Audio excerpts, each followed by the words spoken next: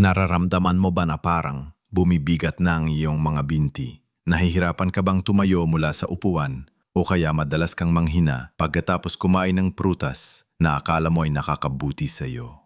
Marahil ay napapansin mo rin na mas madalas kang makaramdam ng pagkapagod o parang hindi na gaanong matatag ang iyong paglalakad na rati ay normal lang.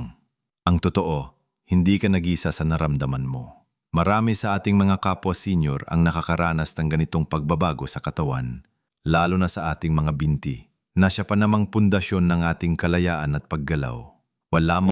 Ang mas nakakagulat pa rito, may 7 prutas na kinakain natin halos araw-araw na sa hindi natin nalalaman ay maaring nagpapahina sa ating mga binti at nakakasama sa ating pangkalahatang kalusugan, lalo na paglampas na tayo sa edad na 60. Ang mga prutas na ito ay madalas nating ituring na healthy at masustansya kaya't masarap kainin ng marami. Pero para sa ating edad, kailangan nating maging mas maingat. Hindi ito tungkol sa pag-iwas sa lahat ng prutas, kundi sa pag-unawa kung paano sila nakakaapekto sa ating katawan habang tumatanda tayo. Sa video na ito, tatalakayin natin ang mga prutas na ito, bakit sila nagiging problema at paano mo mapoprotektahan ang iyong mga binti at kalusugan para manatiling malakas at aktibo. Manood hanggang dulo dahil may ibubunyag akong impormasyon na tiyak na magugulat ka at makakatulong ng malaki sa iyo para manatiling masigla at matatag sa iyong pagtanda. Simulan natin sa unang prutas na madalas nating kinakain, lalo na tuwing tag-init. Pero kailangan natin pag-ingatan dahil sa epekto nito sa ating mga binti at pangkalahatang kalusugan. Ang walong adoy. Nako, sino ba naman ang makakatanggi sa matamis at makatas na walong, diba? Lalo na ang kalabaw na hinog o kaya ay ang matamis na walong Indian. Pero ang matamis na lasa na yan, mga kababayan, ay galing sa napakataas na nilalaman nitong asukal. Kapag tumatanda tayo, ang ating katawan ay hindi na kasing episyente sa pagproseso ng asukal tulad noong bata pa tayo. Ang labis na pagkonsumo ng asukal ay maaaring maging sanhi ng pamamaga o inflammation sa katawan. Isipin mo, parang may nagtatago sa loob ng iyong katawan na unti-unting sumisira sa iyong mga joints, sa iyong mga muscle fibers at sa mga ugat na nagbibigay lakas sa iyong mga binti. Kapag namamaga ang mga ito, unti-unti kang manghihina, madalas kang makaramdam ng pananakit at ang dati mong lakas sa paglakad o pagtayo ay unti-unting nawawala. Mataas na asukal sa mangga ay maaari ring magdulot ng mabilis na pagtaas ng blood sugar na sinusundan naman ng mabilis na pagbaba. Itong tinatawag na sugar crash ay nagdudulot ng matinding pagkapagod at panghihina lalo na sa ating mga binti. Kung pagod ka, natural na hindi ka na magiging aktibo. At ang kakulangan sa paggalaw ay lalong nagpapahina sa mga kalamnan. Kaya kung mahilig ka sa mangga, hindi naman ibig sabihin ay iwasan mo na ito ng tuluyan. Ang importante ay ang tamang pagkonsumo. Subukang limitahan ang dami ng kinakain mo. Kung dati ay 2 malalaking mangga ang nauubos mo sa isang upuan, ngayon ay subukan mong hatiin sa kalahati. O kaya ay kainin mo ng kasama ng pagkain na mayaman sa protina at fiber, tulad ng mani o yogurt, para mabawasan ang mabilis na pagtaas ng asukal sa dugo. Mas mainam din kung pipiliin mo ang mangga na hindi pa gaanong hinog para mas mababa ang asukal nito. Susunod naman sa listahan natin ang prutas na malaki, mabigat at may kakaibang amoy na gusto ng marami. Ang langka. Ang langka, lalo na kapag hinog na hinog at matamis na, ay isa rin sa mga prutas na may napakataas na natural na asukal. Tulad ng mangga, ang labis na asukal mula sa langka ay nadudulot ng pamamaga sa katawan. At dahil sa laki at fibers nito, medyo mabigat din ito sa tiyan para sa ilang senior. Ang hirap sa pagtunaw ng pagkain ay maaari magdulot ng bloating o paglubo ng tiyan at hindi komportableng pakiramdam na nagiging dahilan para ikaw ay manghina at hindi makakilos ng maayos. Kapag hindi maganda ang pakiramdam mo sa tiyan, nawawalan ka ng gana gumalaw. At ang pagkawala ng gana gumalaw ay diretsong nakakaapekto sa lakas ng ating mga binti. Hindi lang yan, ang mataas na calorie content ng langka ay maaari mag-ambag din sa pagtaas ng timbang na lalong napapahirap sa ating mga binti at kasukasuan. Ang bawat dagdag na kilo ay dagdag na stress sa ating mga tuhod at mga kasukasuan sa binti na maring magdulot ng pananakit at limitasyon sa paggalaw. Kaya kung mahilig ka sa langka, tandaan na moderasyon ang susi. Hindi mo kailangang iwasan ng lubusan, pero sikaping kainin ito ng paunti-unti at hindi masyadong madalas. Kung gusto mo talagang kumain ng langka, subukang kumain lamang ng isang maliit na iwa at tiyaking balansehin ito sa pamamagitan ng pagkain ng mga gulay at protina sa iyong mga pagkain. Mas maganda rin kumain ng langka sa umaga o tanghali para mas may panahon ang iyong katawan na iproseso ang asukal nito bago ka matulog. Ang pagiging aktibo pagkatapos kumain ng matatamis ay nakakatulong upang magamit ang asukal bilang enerhiya sa halip na maimbak bilang taba.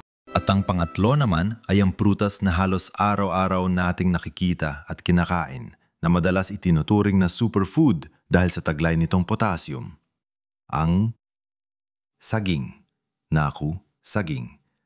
Ang dali lang kainin, masarap at pakiramdam natin ay nagbibigay ito ng mabilis na enerhiya. Totoo naman na may benepisyo ang saging, lalo na sa potassium na mahalaga para sa puso at kalamnan. Pero may malaking pero dito para sa ating mga senior. Tulad ng ibang prutas, ang saging, lalo na ang sobrang hinog, ay napakataas sa asukal. Ang saging na may mga itim na batik-bati ay nangangahulugang mas mataas ang sugar content nito kaysa sa saging na medyo berde pa. Ang pagkonsumo ng labis na hinog na saging ay nagdudulot ng mabilis na pagtaas ng blood sugar, na siya ring dahilan ng sugar crash at pagkapagod. Kung lagi kang nakakaranas ng pagkapagod pagkatapos kumain, mas madalas kang umupo at hindi gaanong gumalaw at ito ay direktang nakakaapekto sa lakas ng iyong mga binti.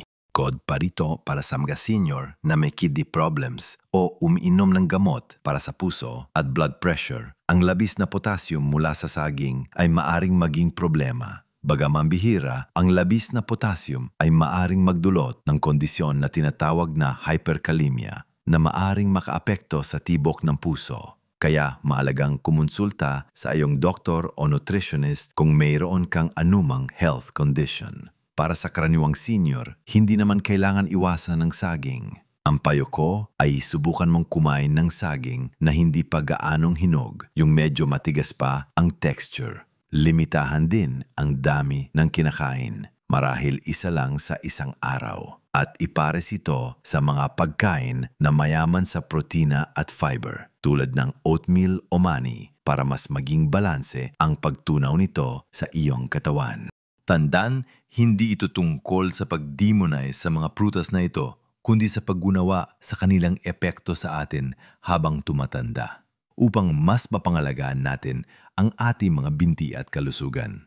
Ngayon naunawaan na natin ang ilang prutas na kailangan nating pag-inatan, dumako naman tayo sa mga susunod pang prutas na maaaring nagtatago ng hindi magandang epekto sa ating mga binti. Ngayon, naunawaan na natin ang tungkol sa mangga, langka at saging. Ipagpatuloy natin ang listahan ng mga prutas na kailangan nating pag-ingatan, lalo na kung nais natin panatilihing malakas ang ating mga binti at ang pangkalahatang kalusugan. Ang ika-4 na prutas sa ating listahan ay ang ubas. Ang ubas. Ang liit-liit lang, isang kainan lang. Pero dahil sa liit at tamis nito, ang dali-dali nating makakain ng marami ng hindi natin namamalayan. Akala natin ay masarap lang na pang-merienda, pero ang totoo, ang ubas, lalo na ang seedless varieties, ay napakataas din sa asukal at may mataas na glycemic index. Ibig sabihin, mabilis nitong pinatataas ang blood sugar sa ating katawan. Tulad ng nabanggit ko na, ang mabilis na pagtaas ng blood sugar na sinusundan ng mabilis na pagbaba ay nagdudulot ng pagkapagod at panghihina na direktang nakakaapekto sa iyong enerhiya para gumalaw. Pangimakumpa, Kapag kulang ka sa enerhiya, mas mahirap para sa iyo na maglakad, tumayo o gumawa ng mga simpleng gawain na sa kalaunan ay napapahina sa iyong mga binti.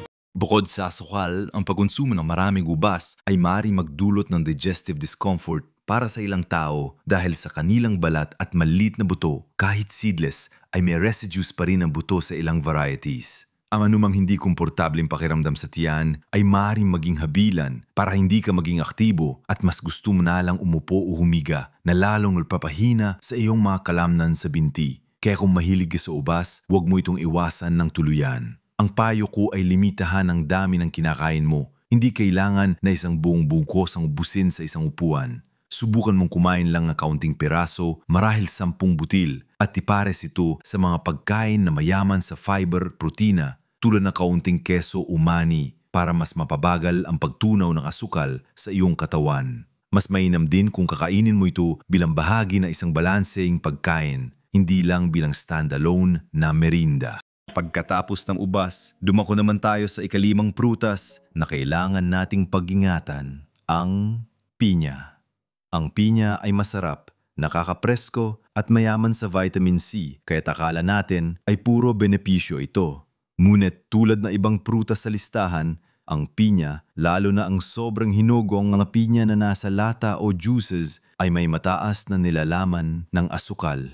Ang masukal na ito ay maaaring mag-ambag sa pamamaga sa katawan na siya namang nagpapahina sa ating mga kasukasuan at kalamnan. Isipin mo, ang bawat kagat ng matamis na pinya ay maaring nadadagdag sa wear and tear ng iyong mga kasukasuan na maaring magdulot ng pananakit at limitasyon sa paggalaw. Bukod pa rito, ang pinya ay mayaman sa isang enzyme na tinatawag na bromelain. Para sa karamihan ng tao, ligtas ito at may anti-inflammatory properties pa niya. Ngunit para sa ilang senior na umiinom ng gamot sa pampalamnaw ng dugo o may sensitibong tiyan, ang bromelain ay maaaring magdulot ng mild side effects tulad ng stomach upset o makipag-ugnayan sa gamot. Hindi naman ito direktang nakakapekto sa mga binti. Ngunit ang anumang sakit sa tiyan o discomfort ay maaaring maging sanhi ng pagkawala ng enerhiya at pagayaw sa paggalaw na sa kalaunan ay magpapaina sa iyong mga binti. Kung mahilig ka sa pinya, piliin ang sariwang pinya kaysa sa delata at limitahan ang dami. Mas mainam din kung kakainin mo ito pagkatapos ng pagkain kaysa sa walang laman ang tiyan para maiwasan ang pananakit ng tiyan. At kung mayroon kang anumang kondisyon medikal o umiinom ng gamot, kumonsulta muna sa iyong doktor. At ang ika-6 sa ating listahan ay ang prutas na kinagigiliwan, lalo na tuwing tag-init, ang pakwan. Ang pakwan ay kilala sa pagiging nakakapresko at puno ng tubig na mainam para sa hydration. Ngunit, tulad ng ibang melon, ang pakwan ay may mataas na glycemic index. Ibig sabihin, mabilis nitong pinatataas ang blood sugar sa ating katawan. Kahit na puno ito ng tubig, ang asukal nito ay mabilis ding napoproseso na nagdudulot ng mabilis na pagtaas ng enerhiya na sinusundan ng biglaang pangbaba. Ang matinding pagkapagod pagkatapos ng sugar rush ay maaaring maging sanhi para mas gusto mo na lang magpahinga at hindi kumilos. Ang kawalan ng regular na paggalaw ay unti-unting nagpapahina sa ating mga kalamnan sa binti. Bukod pa rito, dahil sa napakataas na water content ng pakwan, ang labis na pagkonsumo nito ay maaaring magpataas ng iyong pangangailangan na umihi ng mas madalas.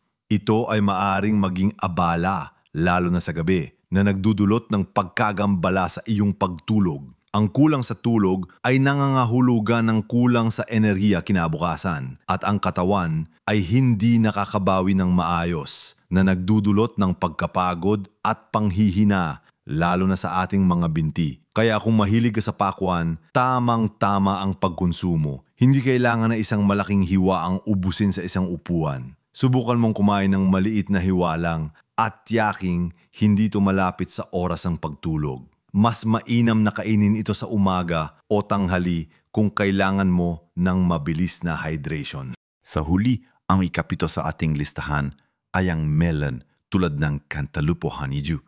Katulad ng pakwan, ang melon ay mayaman sa tubig at natural na asukal.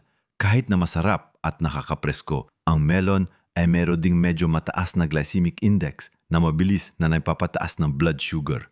Ang paulit-ulit na pagtaas at pagbaba ng blood sugar ay maaaring magdulot ng chronic inflammation sa katawan na nagiging sanhi ng pananakit at panghihina ng mga kasukasuan at kalamnan. Sa pagtanda, mas madaling maging sensitibo ang ating katawan sa ganitong uri ng pamamaga na maaari magresulta sa pagbaba ng lakas sa ating mga binti at pangkalahatang kadaliang kumilos. Ang labis na pagkonsumo ng melon ay maaari ding maging sanhi ng paglubo ng tiyan o gas sa ilang tao dahil sa kanilang sugar content at fibers. Ang hindi komportableng pakiramdam sa tiyan ay maaring magpababa ng iyong kagustuhang gumalaw na nagdudulot ng paghina ng mga kalamnan sa binti dahil sa kawalan ng paggamit. Tandaan, hindi ibig sabihin nito ay kailangan mong iwasan ng tuluyan ng melon.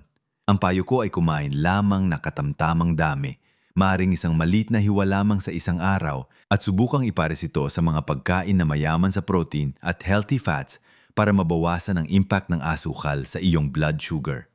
Halimbawa, kainin mo ito kasama ng kaunting Greek yogurt o isang maliit na bahagi ng mani. Ang mga ito ay makakatulong na mapabagal ang pagtunaw ng asukal at magbigay ng mas matagal na enerhiya. Ang pag-unawa sa kung paano nakakaapekto ang mga prutas na ito sa ating katawan ay ang unang hakbang para sa mas malusog at masiglang pagtanda. Tandaan ang balance at kaalaman ng susi sa pagpapanatili ng lakas ng iyong mga binti at pangkalahatang kalusugan. Ngayon, naunawaan na natin kung bakit kailangan nating maging maingat sa pagkain ng ilang prutas na akala natin ay puro benepisyo. Nalaman natin ng sobrang hinog na mangga, ang matamis na langka, ang sobrang hinog na saging, ang dami ng ubas, ang asukal sa pinya, at ang mataas na glycemic index ng pakwan at melon ay maaring magdulot ng pamamaga, pagtaas ng asukal sa dugo na sinusundan ng pagbagsak ng enerhiya, at kuminsan ay digestive discomfort. Lahat ng ito ay maaaring mag-ambag sa panghihina ng ating mga binti at sa pangkalahatang pagbaba ng ating sigla habang tayo ay tumatanda. Ang mga prutas na ito, bagaman natural, ay nagiging problema kung sobra-sobra ang pagkonsumo, lalo na para sa ating mga senior na mas sensitibo ang katawan sa pagbabago ng blood sugar at sa pamamaga. Huwag mag-alala. Hindi ibig sabihin nito ay kailangan mo ng tuluyang iwasan ang mga prutas na ito. Hindi kailangan mong maging malungkot na wala ng mga sa hapagkainan. Ang susi ay ang pag-unawa at pagbabalanse. Ang kaalaman na ito ay magbibigay sa iyo ng kapangyarihan upang gumawa ng mas matatalinong desisyon sa iyong pagkain. Sa halip na iwasan, matuto tayong kumain ng may pag-iingat at may tamang dami. Piliin ang hindi gaanong hinog, ipares sa mga pagkaing mayaman sa protina at fiber, at iwasan ang labis na pagkonsumo. Ang maliit na pagbabago sa iyong kinakain ay may malaking epekto sa iyong kalusugan at kaligayahan. Hindi ito tungkol sa pag-aalis, kundi sa pagdaragdag ng kaalaman at paggawa ng matalinong pagpili. Tandaan, ang lakas ng ating mga binti ay sumasalamin sa ating pangkalahatang kalusugan at kalayaan. Kapag malakas ang ating mga binti, mas malaya tayo makakilos, mas makakapag-enjoy tayo sa ating mga paboritong gawain, mas makakapaglakad tayo ng malayo, at mas masaya ang ating buhay. Hindi ka nakakulong sa iyong upuan o bahay dahil sa nanghihinang binti. Maaari ka magpatuloy sa paglalakbay, pagbisita sa mga apo, at paggawa ng mga bagay na nagbibigay sa iyo ng kagalakan. Ang pagiging aktibo at malakas sa ating pagtanda ay isang regalo na maaari nating ibigay sa ating sarili. Ito ay tungkol sa kalidad ng buhay, hindi lang sa haba nito. Ang bawat hakbang na iyong ginagawa, ang bawat galaw ay mahalaga. Kaya't bigyan natin ng sapat na atensyon ang ating kinakain upang mapangalagaan ang ating mga binti, ang ating pundasyon ng kalayaan. Narinig mo na ba ang mga impormasyong ito dati? Meron ka bang naranasan na katulad dito, na parang nanghihina ka pagkatapos kumain ng ilang prutas? Gusto kong marinig ang inyong mga kwento at kaisipan. Ibahagi ninyo sa comment section sa ibaba. Ang iyong karanasan ay maaaring makatulong din sa iba nating mga kapwa senior. At kung nakita mong kapaki-pakinabang ang videong ito, paki-like naman at i-share sa inyong mga kaibigan at kapamilya na sa tingin nyo ay makikinabang din. Marahil may kakilala kang matamis ang dila at mahilig kumain ng mga prutas na ito ng sobra. Ang pag-share mo ay malaking tulong sa pagpapalaganap ng kaalaman. At para sa mas marami pang tips at impormasyon tungkol sa kalusugan para sa mga senior, huwag kalimutan mag-subscribe sa channel na ito. Pindutin lang ang subscribe button at ang bell icon para updated ka sa mga bagong video at hindi ka mawawalan ng mga mahalagang payo para sa mas masigla mong buhay. Patuloy tayong matuto at maging malusob. Tandaan, ang pagtanda ay isang biyaya at ang bawat araw ay pagkakataong mamuhay ng buo at masigla. Mabuhay ng may lakas at saya sa bawat edad hanggang sa susunod mga kapwa ko senior.